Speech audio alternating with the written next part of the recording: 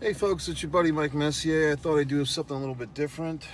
Documentary, Mike's Instant Movie Review, part one of Quiet on Set, The Dark Side of Kids TV. So I've been hearing a lot about this.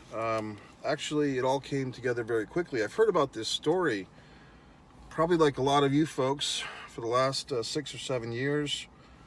And, you know, here it is. This documentary pops up on Max. I saw, I believe the guy's name is Dan Schneider, was twittering, Twitter, whatever the fucking, and I'm like, oh boy, I better watch this documentary.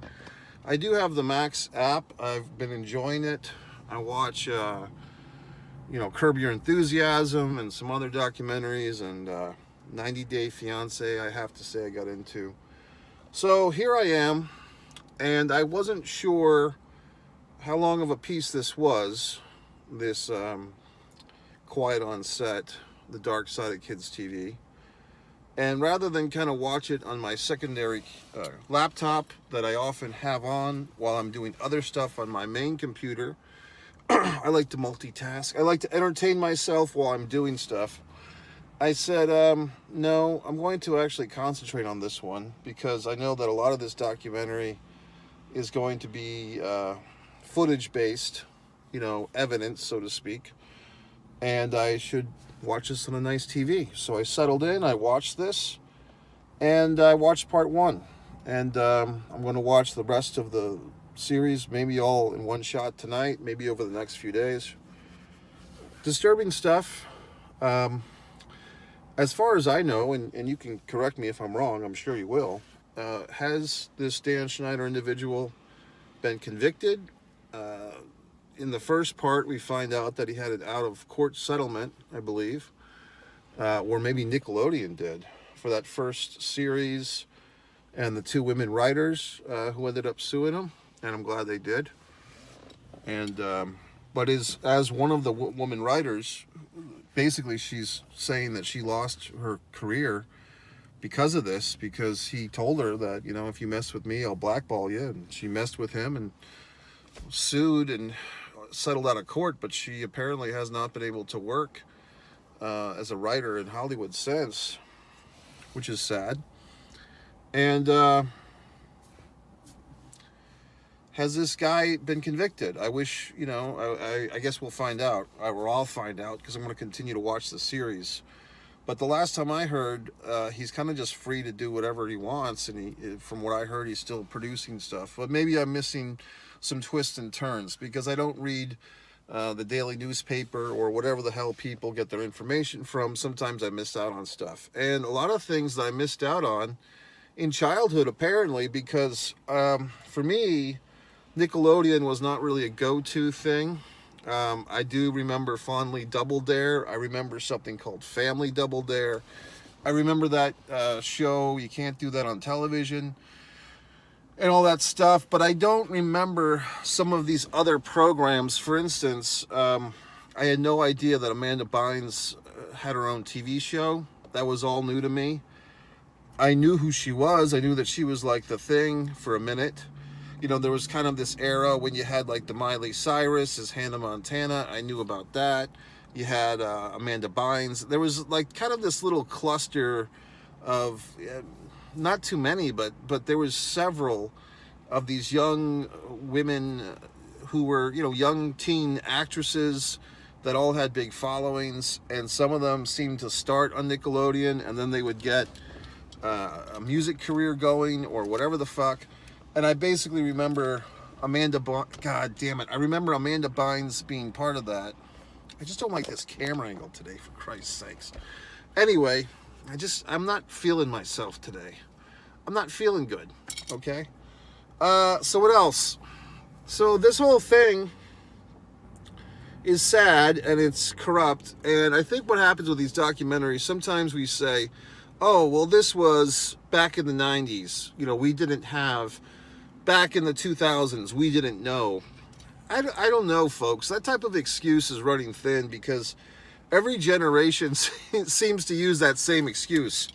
Well, back in the 50s, we didn't consider people human beings. Like every fucking generation waves the, well, this was 20 years ago, or this, and it's getting thin, that perpetual excuse for everything. Well, this was 2020. How could you expect us to know any better? I mean, at some point, the 1990s were not some caveman-esque era. I mean, maybe they were, but I don't know. It's just kind of sad to me that these things could happen, specifically when Schneider apparently is telling this female writer, first of all, they're giving the two women writers, making them split a salary. That's pretty audacious, you know, and I don't think that's something you can just wave the flag and say, well, it was the 1990s. No, that was really a ballsy move in the most negative of ballsiness, to do that. And just crazy. So, and then the part which is not to say the highlight, but the saddest part of this documentary is when the women are kind of recalling this situation where they claim that Schneider made one of the women writers do some pitch for a skit, as if she was being fornicated from the backside as she's giving this pitch. Okay, so it's kind of like, wow, this Schneider guy really, you know, and it's really a power play. And not to bring everything back to wrestling, but I mean, there's so much material there with the WWE and their recent issues, you know, for a deep dive documentary on the corruption of Vince McMahon and the things that he did to women, allegedly, which are much, even more beyond the Schneider individual. I remember the guy from the sitcom Head of the Class. If anything, with the first part of the doc, not that they really needed to, it did seem like there was some key footage that was kind of missing for it, and maybe that's because Nickelodeon didn't want to participate in this documentary, so we don't necessarily see some of the most incriminating footage. For instance, there's this scene apparently that Schneider set up where he and a young Ariana Grande are in a not a bathtub, but a hot tub together, and Schneider is fully clothed. Was it Ariana, or was it? I think it was Bynes. I'm sorry, Ariana. It was Amanda Bynes. Is in a bathing suit, and Schneider's in there fully clothed.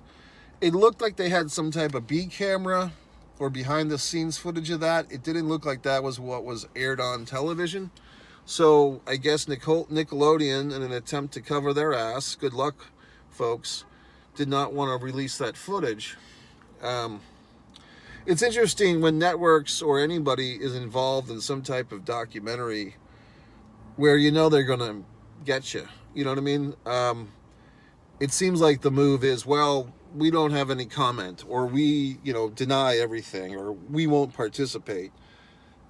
I would say that if you saw this documentary, I believe it was called Hillsong, about this corrupt Australian church, where one of the guys that was basically kind of corrupted and corrupt himself and corrupting others, this renounced pastor guy, he took part in the documentary. Like he spoke, and he took some blame for his actions, and he also shared some of the blame with the higher ups and so forth. Oh my God. So I think that if you, whoever you are, or me, is ever kind of going to be tormented in a documentary, probably the best thing to do is to participate, because at least you show some, if you have erred, you show some contriteness. If you've made amends, or tried to at least, it shows that, and it gives you your chance to tell your side of the story. And I think that with a lot of this stuff, a lot of people who grew up on Nickelodeon, and like I say, I honestly can say that I didn't, but if you grew up watching all these shows, that's that and all this crap, then you're probably having that V8 moment. Oh, why, you know, how did I not see it? Because when you see these images of young Ariana Grande, and I didn't even know that she was on this network, okay? I just thought she was a singer who was known for her singing and her Pete Davidson singing and all that. But when you see this young Ariana Grande in these very peculiar situations, dousing herself with a water from a water bottle as she's kind of leaning back on a bed, And you see these other young actresses, very young, as in younger than 15 or 16. I mean, we're talking 13, 12. I mean, horrible how young these girls were. And you see all these things with, as the documentary says, young people, mostly girls, but sometimes boys, getting various liquids kind of spewed in their faces, so to speak. And that's like the punchline of a lot of jokes. And, you know, yes, there is a point where, hey, look, you know, is a banana just a banana, or is it a phallic symbol of some kind?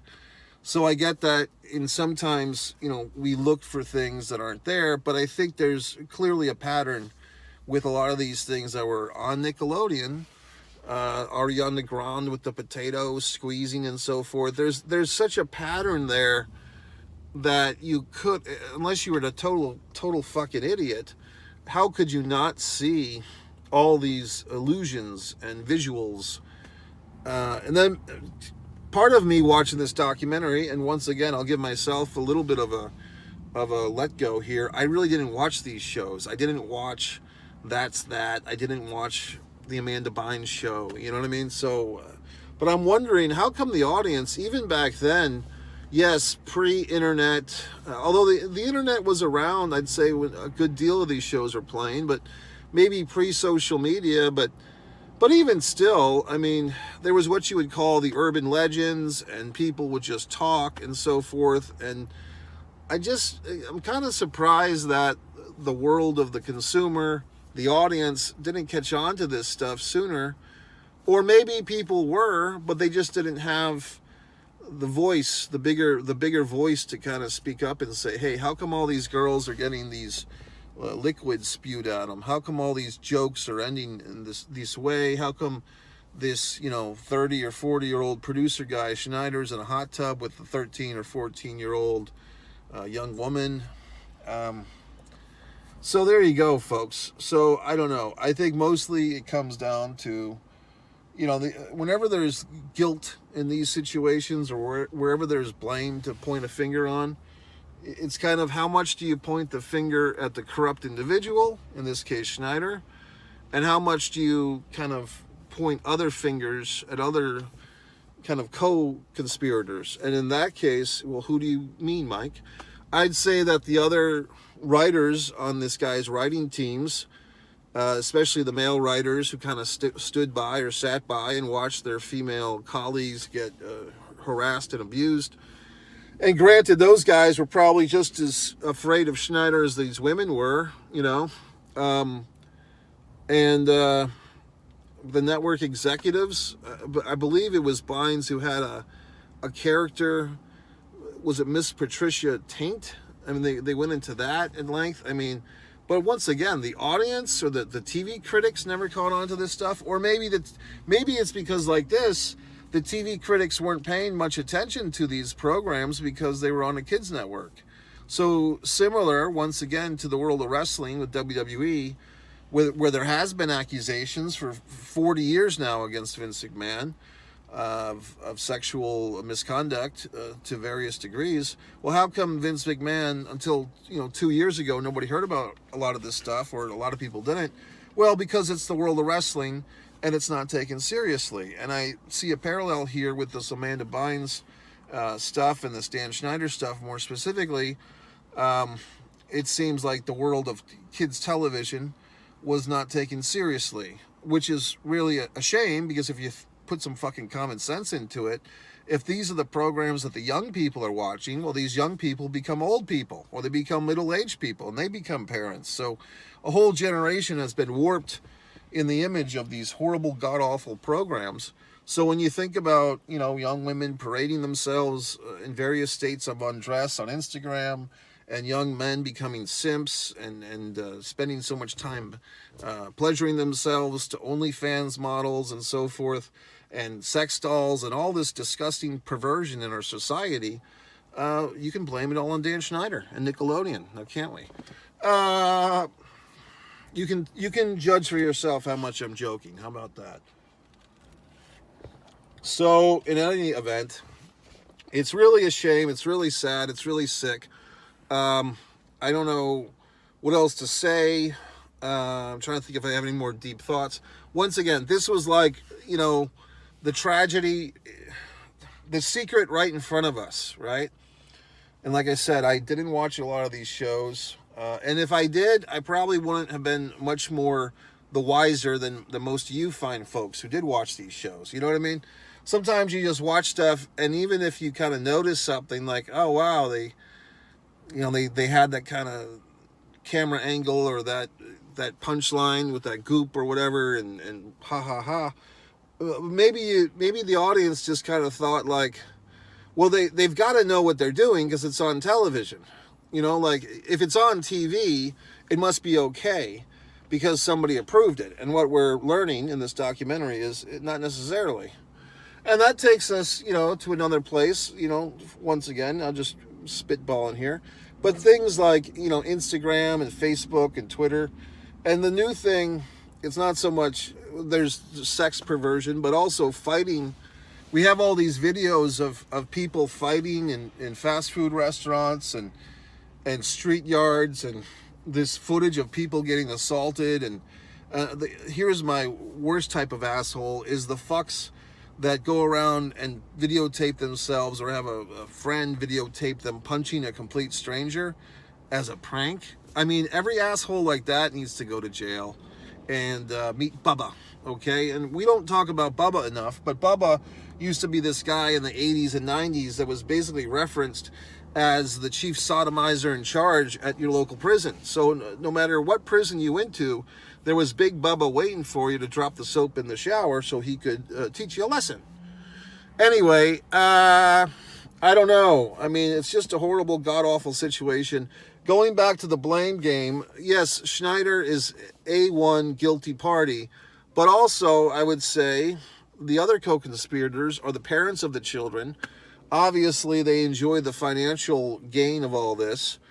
When I think, and I'm wondering if say I've only watched part 1, folks, so if I'm missing part of the story, watch my follow-up videos if you don't mind, because maybe I'll have more wonderful thoughts. But the part in this documentary in part 1 where they're talking about Bynes going off for hours on end with Schneider, I believe that was a part of it. What the fuck? I mean, where are the parents for that? And I think what happens with some of these, once again, it's kind of like, well, if Schneider works for Nickelodeon, he must be okay. If he's getting all our kids rich, he must be okay. Somebody must have vetted this guy. And as the female writers so poignantly point out at the end of episode 1, once he did have this claim and this out-of-court settlement, I believe, is what happened, he still got away with all this shit because this was just his first show. And I think that female writer, whoever her name was, I can't recall, what a wonderful point she made. What an insightful point. Like, this was his very first show. He's already got a sexual, case against him here, a settlement. And no one stopped him, or no one stepped in, or there was no red flags or even yellow flags, or just, hey, keep an eye on this asshole. I mean, was he so fucking talented that he was the only one that could produce these shows? I mean, that's what we're being led to believe. So this Nickelodeon network, I guess in a way, like going back to what I said earlier, I guess you can't really blame them for not wanting to be involved in this doc, because what the fuck can they say to defend themselves? They, of all the fucking people in the world, they couldn't find another guy to produce this television. I think a lot of people, when they think of kids' TV, they basically think of PBS, Sesame Street, The Electric Company, and something like Nickelodeon. I don't think it was ahead of its time. I think it was a timely thing. But I guess the world or the critics or the authorities or whoever the fucks were just not ready to engage with it on a serious level and protect these children, okay? So when we see a guy like Corey Feldman come out, and yes, he's kind of all over the place at times, but when I do respect Corey Feldman's message a lot of times when he's telling these anecdotes of horror from the film and television worlds that he experienced, I think people need to respect a guy like that a little bit more. And, there's footage from The View and other things where Barbara Walters is kind of, disregarding Corey Feldman. I mean, that footage is 10 or 15 years old, and it's sad. You know, I remember during the pandemic era, I believe Corey Feldman had some doc that he said was going to rip the roof off everything, and I think he was claiming Charlie Sheen involvement with his buddy Corey Haim from the movie Lucas.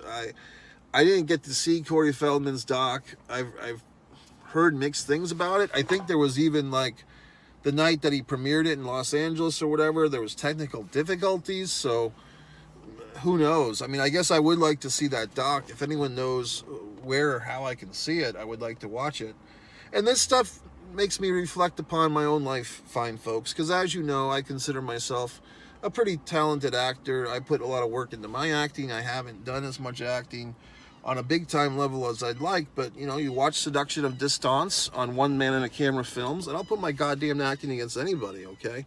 So when I see these corrupt stories, and I think upon my own life, what if I had been born, you know, in Hollywood? What if I was born a Barrymore or whatnot? But then I say, well, gee, maybe I was lucky not to, because you have all these sickos and weirdos doing things to kids and so forth. Would I have been a victim of some of these god-awful situations? I listened to Rick Schroder. Do you mind, Bird? I listened to this Rick Schroder interview the other day. He was on a nice podcast that I listened to, the Iron Council podcast, Ryan something or other. And he was basically, Ricky Schroder was talking some pretty hardcore stuff. Rick Schroder, you might remember from Lonesome Dove, Silver Spoons, and other wonderful projects. He actually did a nice movie with Brad Pitt once upon a time. But Rick Schroder was talking about how he thought he was being examined as a child by some pretty creepy people, and he basically felt like he was what he calls an asset, like he was a pre-programmed minion for some pretty dark forces. So you had to listen to that interview. Ryan Schiffler, I think, or Meckler, or some such thing. The Iron Council, the Iron of Man, the Council of Man, some such podcast with Rick Schroder just came out. Why am I plugging this asshole? They're not plugging me, by the way. Anyway, fine folks, it's your buddy Mike Messier. So I watched part one. Those are my initial thoughts. That's Mike's instant doc review. I'm sure a lot of you binge watched this. You put it on and you couldn't stop it. I started watching the episode at like basically 3:30 in the morning, and you know, and then it was just crazy. And I feel really bad for those people affected. And you know, it's interesting that those two women, young women at the time, Amanda Bynes, if I'm not mistaken, she kind of went off the deep end. I mean, I remember seeing, I believe, footage of her in a courtroom. I'm not sure where she's at now. From what I heard, what I think I heard was that she had psychiatric issues. I don't know if there was homelessness involved or crime involved. But I mean, if you put two and two together, you kind of think that was she, you know, and maybe that's where the doc is headed. Was she the victim of further abuse from Schneider? Or I guess in the first part, they really didn't uncover any abuse that she suffered, but maybe that'll go there. And like this, what's the guy's name? Kay Peele, like one of the guy that's been on Saturday Night Live for 20 years. Apparently he was on one of these shows, All That type of thing, if that's that or All That. And has he ever made a statement? I mean, he seems to have landed pretty well. He's doing quite well for himself. He's had consistent, high-paying work for 20 years. So where's his statement? I guess the Twitter people were asking, where's Ariana Grande? And then they had that other lady, you know, the Jean McGurdy, whatever. She's got the book titled "I'm Glad My Mother's Dead," which is, you know, a bit offensive. But I mean, I read the bio of that book, or the little blurb of it, and I see why she says that. And I'm teetering on getting her audio book, okay? But I did listen to the Britney Spears book, audio book. I don't know if I can handle another, you know, person griping about their childhood. But people were kind of Twitter debating, is this Gene McGurtney, just dropping Ariana's name to get likes and re-clicks and so forth. However, there's footage here of the young Ariana Grande, who I really know not much about, in this documentary doing this stuff that apparently was broadcast on worldwide television. So, apparently she is part of the story, whether she likes it or not, That's the tough thing, folks, about the film industry. So many tough things. One thing is you can't, I'll just give you the heads up, okay? You ready? If you're trying to get into the film industry as an actor, writer, whatever the fuck, a lot of times you can't do any of this stuff on your own for the most part. If you're an actor, you're going to have to work with other actors, directors, producers, crew members. There could be one person on that crew which you as the individual actor or crew member did not hire. There could be one person on that crew that's a creep, that's a criminal, that's a weirdo, whatever you want to call it. And how does the individual monitor or control everyone you work with? That's like saying, well, I live in the state of Florida. Am I supposed to monitor the 2 million other people in this state or whatever it is? Am I supposed to monitor which one's a creep? And you can't. So the guilt by association thing is unfortunate for the majority of the people that are hardworking and clean and sober and doing the right thing. So these don't think that all of Hollywood is this corrupt show or all of filmmaking or TV making. But yes, there does seem to be a percentage that are a bunch of creeps. So anyway, that's it, folks. I'm going to watch part 2, 3, and 4. If anything I said in this Mike's Instant Doc review offended you, or if you have a differing opinion, you can leave it in the comment. I hope I didn't say anything that was incorrect factually. If I did, I hope I corrected myself or whatever the fuck. But once again, it's just shocking. It's sad. I feel bad for all these people involved and the ones that were the victims anyway. And for the Schneider individual, I am very curious. That's why I'll watch parts 2, 3, and 4 before I spoil it for myself, and I will find out, did this individual ever face any type of jury or any type of police activity beyond what we heard in part 1. So anyway, folks, that's it. Your buddy Mike Messier. If you want to see my fine films, One Man and a Camera Films, my artwork, my visual artwork, everyone's so excited about. One Artist, Mike Messier. My pro wrestling rants are on One Pro Wrestling and Sports Fan. And my film reviews are on One Mike Messier. Talk to you later. Go to MikeMessier.com and buy